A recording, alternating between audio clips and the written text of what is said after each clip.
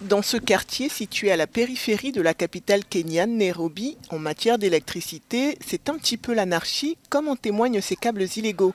Certains sont même dangereux car ils pourraient passer pour des cordes à linge si on ne fait pas attention. Toutes ces connexions sauvages sont dues au fait que la distribution d'électricité dans certains quartiers de la ville est assurée par des gangs, comme le confirment certains habitants. Le cartel obtient l'électricité par des moyens illégaux.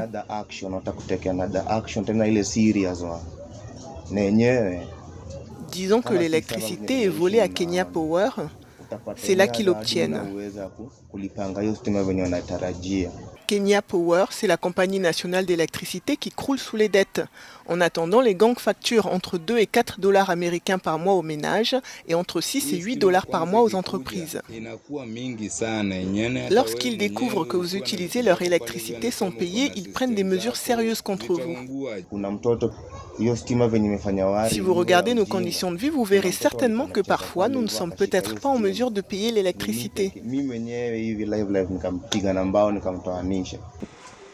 Kenya Power a révélé qu'au cours des 3 dernières années, il y a eu officiellement 340 décès par électrocution à cause de ces connexions illégales. Un des habitants raconte un fait divers tragique survenu il y a peu de temps.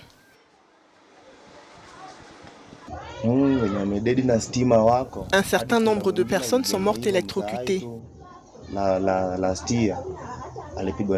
Par exemple, il y a un vieil homme qui est mort électrocuté l'année dernière après une forte pluie. Regardez la façon dont ces connexions électriques sont faites, ou la façon dont ce poteau est déjà abîmé. S'il pleut abondamment, il peut tomber et atterrir sur un toit. C'est ce qui est arrivé à ce vieil homme.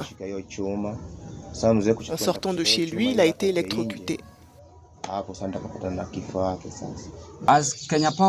Alors que Kenya Power s'apprête à déconnecter toutes les connexions électriques illégales dans les bidonvilles, les gangs ont déjà trouvé un moyen de capter l'électricité des usines voisines à leur insu.